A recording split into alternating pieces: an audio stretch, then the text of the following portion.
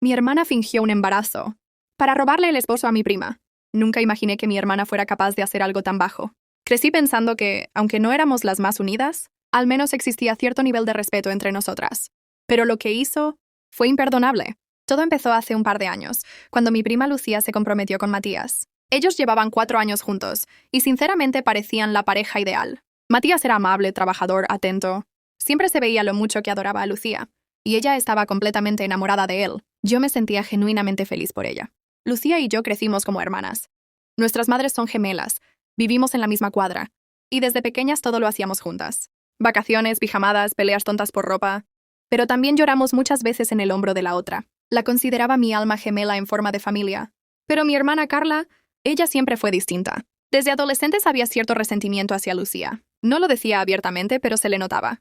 Cuando Lucía ganaba premios, Carla decía cosas como, «Bah, seguro le ayudaron», o «con esa cara cualquiera le da puntos». Y cuando Lucía empezó a tener éxito en redes sociales, Carla no paraba de burlarse. Yo intenté no hacer caso. Pensaba que eran celos pasajeros, o que algún día maduraría. Craso error.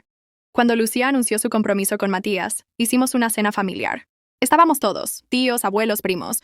Carla, como siempre, llegó tarde sin saludar mucho, con su típica actitud de superioridad. Llevaba un vestido demasiado llamativo para la ocasión y todo el tiempo estuvo lanzándole miradas a Matías. Yo noté algo raro. No sabría explicarlo, pero había una tensión incómoda. Luego de esa noche, empecé a notar que Carla preguntaba demasiado por Matías. Me escribía por WhatsApp para decir cosas como, «¿Tú sabes si Matías tiene hermanos? ¿Y qué hace exactamente en su trabajo? Oye, ¿Matías sigue con Lucía? Porque no los he visto juntos en redes últimamente». Al principio pensé que estaba siendo paranoica, hasta que un día vi algo que me puso los pelos de punta. Estaba ayudando a mi mamá a revisar su computadora vieja porque se trababa. Y por accidente abrí su correo de Facebook. No suelo ser chismosa, bueno, sí, pero vi que había mensajes no leídos. Y uno de ellos era de Carla. Era una conversación con una amiga donde Carla decía literalmente, «Ya verás, lo voy a separar de Lucía. Matías se nota que no es 100% fiel, solo hay que darle una oportunidad. Y si no cae fácil, tengo un plan B que no falla. Una buena mentira de esas que atan a un hombre de por vida». Sentí como si se me derritiera el cuerpo. Le saqué foto con mi celular temblando. No sabía qué hacer con esa información. ¿Cómo iba a decirle a Lucía que su prometido estaba en la mira de mi propia hermana? Y peor aún, que Carla estaba dispuesta a usar una mentira enorme para atraparlo. Pensé en hablar con Carla directamente, pero me dio miedo. Ella es manipuladora, sarcástica, y sabe cómo hacer que tú termines viéndote como la mala. Así que decidí quedarme en silencio, por ahora. Pero lo que vino después fue peor. Una semana después, Lucía me escribió llorando. Matías se estaba comportando extraño, distante. Lo confrontó y él, entre confuso y avergonzado, le confesó algo que dejó a todos en shock. Carla le había dicho que estaba embarazada, de él. Sí, que supuestamente habían tenido una noche de debilidad, después de una fiesta familiar donde Lucía no había ido, y que ahora estaba esperando su hijo. Lucía no le creyó, obviamente. Conocía a Matías, confiaba en él, y no recordaba ninguna fiesta reciente donde no hubiera estado. Pero Matías estaba tan confundido y nervioso que empezó a dudar de sí mismo. Decía que no recordaba haber hecho nada con Carla, pero que sí estuvo en esa fiesta, y que había bebido. Y lo peor es que Carla mostró una ecografía donde aparecía su nombre completo, con fecha incluida. Según eso, tenía 8 semanas de embarazo. Lucía se quebró, y yo no supe si gritar o llorar. ¿Era posible que Carla hubiera fingido todo esto? ¿Que hubiera alterado una ecografía? ¿O incluso que se hubiera embarazado de otro solo para obligar a Matías a quedarse con ella? Ese día supe que la guerra apenas comenzaba, y te juro que me prometí que esta vez yo no me iba a quedar callada. Después de la bomba que soltó Carla, la familia entera entró en crisis. Lucía desapareció por un par de días. Me escribió solo para decirme que necesitaba espacio, que no sabía qué creer, que su mundo se había caído de golpe. Matías intentó buscarla, pero ella no le contestaba. Él estaba destruido, dudando hasta de su propia memoria. Y mientras todo eso pasaba, Carla se paseaba por la casa de mis padres como si fuera la estrella de un reality show, con la mano sobre el vientre y una sonrisa de mártir. Decía cosas como, «No fue mi intención que pasara así, pero bueno, ya ven cómo es la vida. Ahora solo quiero que este bebé nazca en paz». Mi mamá, que siempre fue medio ciega cuando se trataba de Carla, empezó a preocuparse y a preguntarle si necesitaba ayuda. Mi papá se mantenía callado, pero se le notaba la incomodidad. Él siempre fue más cercano a Lucía, y algo no le cuadraba. Yo, mientras tanto, no podía ni mirarla. Me hervía la sangre, porque sabía que todo era mentira. Pasé 2 noches enteras investigando. Analicé la ecografía que Carla había mostrado. Le saqué una foto cuando la dejó sobre la mesa. Y usé una app para leer el código QR, que tenía la imagen. Ahí descubrí algo clave. La ecografía no era reciente. Tenía una fecha de emisión de hacía casi 2 años. Además, no había sido emitida por ninguna clínica de nuestra ciudad, sino por un centro médico privado en otra región, a 8 horas de viaje. Todo era falso, y yo tenía cómo probarlo. Llamé a ese centro médico y, haciéndome pasar por Carla, pregunté por el archivo. Me dijeron que por políticas no podían dar información por teléfono, pero al día siguiente les escribí desde una cuenta falsa, con una historia armada, y logré que me enviaran un comprobante. Esa ecografía había sido emitida en 2023. Para otra paciente, la identidad estaba protegida, pero el archivo original no coincidía con el nombre de Carla, y ahí ya no tuve dudas. Mi hermana había falsificado una ecografía para hacerle creer a Matías que estaba embarazada de él, y eso era solo la punta del iceberg. Fui directo a hablar con Matías. Lo cité en una cafetería lejos del barrio, sin que Carla supiera. Al principio no quería venir. Estaba cansado, destruido. Pero cuando le dije que tenía pruebas de que Carla mentía, vino de inmediato. Le mostré todo, los datos de la ecografía, la conversación que encontré en el Facebook de mi mamá, y hasta una captura de un perfil falso donde Carla le escribía a un chico de otra ciudad. Ese chico, probablemente el verdadero padre del bebé, si es que estaba embarazada de verdad. Matías se quedó helado. No sabía si llorar, gritar o golpear algo. Se llevó las manos a la cabeza y me dijo: «Dios, ¿qué hice?» ¿Cómo pude dudar de Lucía?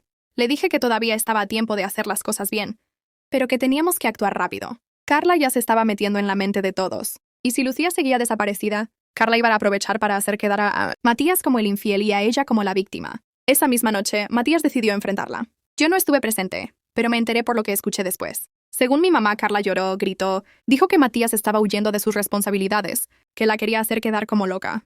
Matías no tenía las agallas para desenmascararla por completo, así que solo le dijo que necesitaba tiempo, que no estaba seguro de lo que había pasado esa noche, pero que quería una prueba de paternidad cuando el bebé naciera. Carla se puso furiosa. Le gritó que si no iba a apoyarla, entonces se iba. Agarró sus cosas y se fue a casa de una amiga, y desde ahí empezó su campaña de venganza. Contra todos.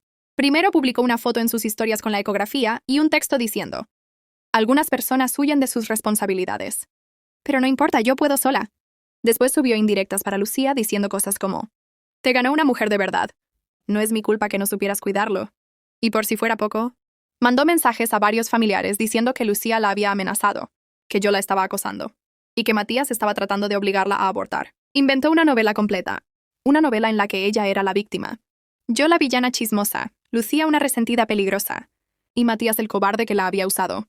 No podíamos quedarnos callados, pero el problema era que Carla sabía cómo manipular. Siempre supo, y si no lográbamos desenmascararla con pruebas concretas, iba a convencernos a todos de su mentira. Lucía aún no quería hablar con nadie, y Matías, aunque ya tenía dudas, no se atrevía a enfrentarse a toda la familia. Así que fui yo. Yo fui quien decidió dar el primer paso, y lo hice sabiendo que Carla no se iba a quedar de brazos cruzados, que si la tocaba, iba a contraatacar con todo. Pero ya era personal. Mi hermana había cruzado una línea, y yo no estaba dispuesta a dejarla jugar con la vida de Lucía, con la de Matías, ni con la mía. Después de que Carla se fuera de casa, pensé que se calmaría, que quizás con el tiempo y con Matías decidido a no caer en su juego, se rendiría. Pero no. Carla no era de las que retroceden. Era de las que se entierran más hondo en la mentira, con tal de no perder. Pasaron solo 2 días desde su huida, y de repente comenzó su segunda fase, la campaña pública. Primero subió una foto en redes con una bata médica y el abdomen apenas abultado, escribiendo: «Control de rutina. Tú crece fuerte. Yo me encargo del resto». Después publicó un video llorando, un video donde hablaba a cámara, contándole al mundo su supuesta historia. Decía que estaba embarazada de un hombre comprometido, que su familia la había abandonado, que la estaban atacando por redes con insultos, que incluso la habían acusado de falsificar una ecografía, que temía por su estabilidad emocional y la de su bebé, que solo quería que la dejaran en paz. Y claro, lo hizo bien, porque Carla siempre supo actuar, siempre supo usar las palabras justas, el tono exacto. Sus lágrimas parecían sinceras. Ese video se hizo viral en nuestro círculo. Lo compartieron varios conocidos. Incluso gente que no la trataba mucho empezó a escribirle mensajes de apoyo. Comentarios como: «Quédate fuerte, no estás sola, eres valiente». Y mientras más apoyo recibía, más se agrandaba. Hasta que lo que hizo después fue lo más bajo que pudo haber hecho. Una tarde recibí una llamada que me dejó sin aliento. Era de una comisaría local. Querían que me presentara a declarar porque había sido denunciada por acoso, difamación y violencia psicológica. La denunciante, Carla, decía que yo la acosaba desde que anunció su embarazo, que había intentado exponerla en redes, que la llamaba de números falsos para insultarla, y que había ido a su casa a gritarle que era una mentirosa. Todo era mentira. No sabía si reír, llorar o buscarla para gritarle en la cara. Me sentí humillada, enfurecida, porque yo, que me había quedado callada tanto tiempo por proteger a Lucía, ahora era la acusada. Obviamente me presenté. Llevé todo, las capturas, los mensajes, los datos de la ecografía, hasta el comprobante del centro médico. La oficial que me atendió me dijo que iban a abrir una investigación, pero que por el momento no podía hablar directamente con Carla. Pero lo que más me dolió no fue eso. Fue que mi mamá empezó a dudar de mí. Me llamó y me dijo, con ese tono suave de quien cree que está mediando: «Hijita, yo sé que tú eres buena, pero ¿le dijiste algo feo a tu hermana? ¿No habrá sido un malentendido?» Ahí fue cuando me quebré. Le dije todo. Absolutamente todo. Le conté sobre el mensaje que Carla había enviado desde su Facebook, sobre las pruebas, sobre el chico misterioso. Le mostré las capturas, la manipulación, las amenazas veladas que Carla había dejado en redes. Y al final le dije: «Mamá, tu hija está arruinando la vida de nuestra prima, de Matías y ahora la mía también. Y si tú sigues haciéndote la ciega, vas a ser parte de esto». No dijo nada. Solo se quedó en silencio. Y entendí que, por mucho que le doliera, había empezado a ver la verdad. Esa misma noche, Matías me escribió. Estaba decidido a hacer algo. Me dijo que había conseguido el contacto de un antiguo amigo de Carla, alguien con quien ella había salido brevemente el año anterior. Me envió su número y me pidió que lo llamara, que quizás él sabía algo. Lo llamé. Se llamaba Diego. Al principio no quería hablar, pero en cuanto le dije de qué se trataba, se soltó. Y lo que me contó me dejó sin habla. Diego había tenido una relación fugaz con Carla. Dijo que al principio todo era normal, pero que ella se volvió posesiva, intensa, que le pedía que dejaran evidencia de su relación en redes, que le exigía fotos juntos. Él se cansó y la terminó. Un mes después de cortar, Carla lo llamó llorando, diciéndole que estaba embarazada. Diego pidió una prueba. Ella le envió la misma ecografía que luego usaría con Matías. Pero lo más fuerte vino después. Carla desapareció. Dejó de responderle. Y luego, por una amiga en común, él supo que Carla nunca estuvo embarazada, que había inventado todo para que él volviera con ella. En ese momento sentí como si una bomba explotara en mi pecho. Carla ya había usado esa mentira antes. Solo que esta vez fue más allá. Porque esta vez no solo quería retener a un hombre. Esta vez quería robarle el esposo a su propia prima. Y ya no era por amor. No era por Matías. Era por el placer de destruir a Lucía. Ahí lo supe. Esto no era solo una historia de traición. Era una guerra. Y yo iba a hacer todo lo posible para que el final no lo escribiera Carla. Tenía todas las piezas, pero todavía no tenía la verdad completa. Sabía que Carla había mentido antes con otro embarazo falso. Sabía que la ecografía era reciclada. Sabía que estaba intentando manipular a Matías, destruir a Lucía y silenciarme a mí. Pero aún faltaba lo más importante: saber si en realidad estaba embarazada esta vez. Y si lo estaba, quién era el verdadero padre. Porque si lograba eso, todo su castillo de mentiras se caería de golpe. Con la ayuda de Diego, el ex de Carla, conseguimos un contacto más. Un amigo en común que también había tenido algo con ella hace unos meses. Resulta que Carla no había sido tan discreta como pensaba. Se había visto con un tipo que trabajaba en una empresa de transporte, alguien que no tenía redes sociales y que había salido con ella brevemente en secreto. Ese hombre se llamaba Wilson. Lo localicé. Tardé varios días preguntando discretamente por ahí, hasta que di con él en una parada de buses. Me acerqué con cuidado. Me presenté y le dije que solo necesitaba hacerle una pregunta. No lo acusé de nada. Solo quería saber si conocía a Carla y si había estado con ella. Él no negó nada. De hecho, se sorprendió. Me dijo: «¿Ella no te dijo que está esperando un hijo mío?» Me congelé. No porque fuera inesperado, sino porque por fin tenía la prueba más grande de todas. Carla sí estaba embarazada, pero no de Matías. Wilson me contó que habían salido por unas semanas, que él no sabía nada de compromisos, ni de Lucía, ni de nadie, que Carla se mostró encantadora al principio, pero que de pronto se volvió obsesiva. Cuando él intentó terminar la relación, ella le dijo que estaba embarazada, y después desapareció. No volvió a contestarle los mensajes. Yo le pedí por favor que me enviara alguna prueba de su relación. Conversaciones, fotos, algo. No fue fácil, pero accedió.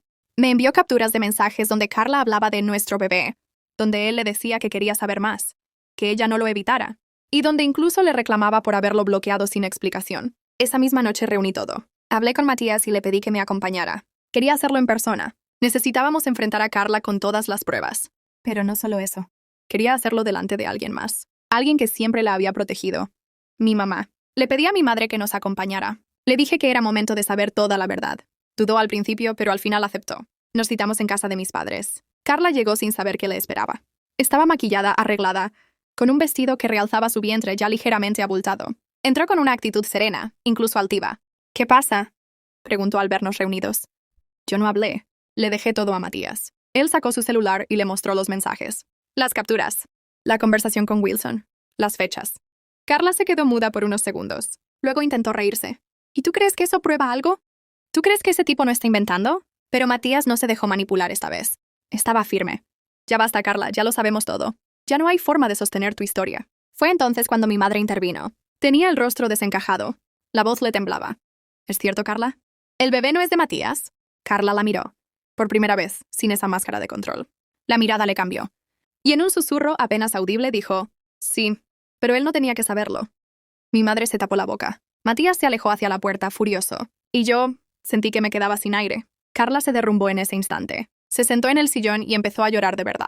Pero ya no por manipulación. Era un llanto feo, torcido, crudo. Un llanto que venía de alguien que por fin se daba cuenta que se había pasado de la raya. Yo solo quería que alguien me eligiera. Una vez, solo una vez, antes que a Lucía. Ese fue su intento de justificación. Decía que desde niñas, Lucía siempre había sido la estrella, la bonita, la querida, la que todos felicitaban. Decía que siempre sintió que no era suficiente, que nadie la miraba, que Matías era el primero que la había tratado como si importara, y que no soportó que él también la amara a ella. Quiso arruinarles la vida solo para tener ese momento de poder. Quiso robarle a Lucía lo que más amaba, solo para saborear lo que era ganar. Mi madre estaba devastada. Matías salió sin decir una palabra, y yo me quedé allí, frente a mi hermana sin poder moverme. No sentí compasión. No sentí lástima. Solo vacío. Esa noche mi madre me abrazó como no lo hacía desde niña, y me dijo, perdón por no haberla visto antes. Perdón por no haberte creído. Pero ya era tarde. El daño estaba hecho. Carla se fue por su cuenta. Dijo que no quería saber nada de nadie, y yo creí que eso sería el final. Pero no lo fue, porque una semana después, Carla reapareció en redes, con un nuevo plan. Yo pensé que con la confesión de Carla todo terminaría. Pensé que después de enfrentarse a Matías, a mi madre y a mí, se escondería, que se alejaría en silencio a vivir las consecuencias de sus actos. Pero Carla no era de las que aceptaban el castigo. Era de las que tenían que tener la última palabra, aunque eso significara hundirse más. Una semana después de aquella confrontación, reapareció. Publicó un video en redes, otro más, esta vez en un parque. Sin maquillaje, con ropa sencilla, sosteniéndose el vientre con ternura. Y lo peor es que el video fue brillante. En el peor de los sentidos. Empezó diciendo que había estado ausente porque había vivido una gran traición, que había personas cercanas a ella que intentaban hacerle daño, inventar historias, desmentir su embarazo, hacerla quedar como una loca. Dijo que había cometido errores, sí, pero que estaba siendo acosada públicamente, que todo lo que estaba pasando la estaba afectando emocional y físicamente. Y para rematar, lanzó la frase más manipuladora de todas. No voy a dar nombres porque no quiero alimentar el odio, pero hay una persona que solía llamarse mi hermana, y que ahora quiere destruirme. En minutos, el video se llenó de comentarios de gente apoyándola, personas que no sabían toda la verdad, gente que solo veía la versión valiente de Carla, que no conocía las pruebas, ni las mentiras, ni el daño que había causado. Fue entonces cuando supe que había una sola persona que podía cerrarle la boca para siempre, Lucía. Yo no había hablado con ella desde que desapareció. Me mandó un mensaje días después de todo lo ocurrido, diciéndome que necesitaba tiempo, que agradecía que hubiera salido en su defensa, pero que no tenía fuerzas para enfrentarse a todo el caos. Hasta ahora. La llamé. Le conté todo, sin adornos. Le dije lo del video, lo de Wilson, lo de la confesión frente a mi madre. Y al final le pregunté, ¿estás lista para contar tu versión? Hubo un largo silencio. Y luego escuché su voz firme, más serena de lo que esperaba. Sí, estoy lista. Lucía grabó un video. No lloró, no insultó, no se rebajó. Solo habló. Con calma. Con claridad. Contó todo desde el inicio. Su relación con Matías. La aparición de Carla, la supuesta ecografía. La manipulación, su desaparición. El momento en que casi se quebró. Mostró los mensajes, las pruebas del fraude. La confesión de Carla. Incluso incluyó una parte donde Wilson, el verdadero padre del bebé, hablaba a cámara y confirmaba su historia. Y al final dijo algo que nadie esperaba. Yo perdono, pero no olvido. Y el daño que se me hizo, lo voy a sanar lejos de todo esto. Gracias a quienes no dudaron de mí, y a quienes sí lo hicieron. Ojalá nunca les toque vivir algo así. Ese video no se volvió viral. Se volvió una bomba. Miles de personas compartiéndolo. Gente eliminando sus comentarios previos en apoyo a Carla. Otros pidiéndole disculpas a Lucía en privado. Algunos incluso escribiéndole a Carla en sus redes exigiéndole la verdad. Y fue ahí donde se rompió todo. Carla cerró sus cuentas. Se esfumó de redes. Nadie supo más de ella por semanas. Hasta que meses después, mi madre me contó que se había mudado a otra ciudad y que había dado a luz. No dio más detalles. Solo que estaba sola. Que Wilson no quiso saber nada más. Y que Carla vivía en casa de una amiga con su hijo recién nacido. Yo no la volví a ver. Lucía, por su parte, tomó una decisión que me rompió el corazón pero que entendí por completo. Se fue. Se mudó de ciudad, de trabajo, de vida. Terminó su relación con Matías. No porque él tuviera culpa, sino porque todo ese caos la había dejado demasiado rota para continuar como si nada. Y Matías, bueno, él volvió a su familia. Trabaja, vive tranquilo. Nunca se volvió a saber que estuviera con alguien más. Yo, en cambio, sigo aquí. Pero ya no como la hermana silenciosa. Aprendí que el silencio a veces solo protege al abusador. Porque lo que Carla hizo fue más que una mentira. Fue un acto cruel. Un intento de borrar la felicidad ajena por pura envidia. Fingió un embarazo. Inventó una traición. Engañó a toda una familia. Y destruyó relaciones que tardaron años en construirse. ¿Pagó por lo que hizo? No con cárcel, no con escándalo público, pero vive sola, en otra ciudad, marcada por su propia mentira. Y su hijo crecerá algún día. Y cuando pregunte por su padre, no sé qué versión le contará. Pero esa ya no es mi batalla.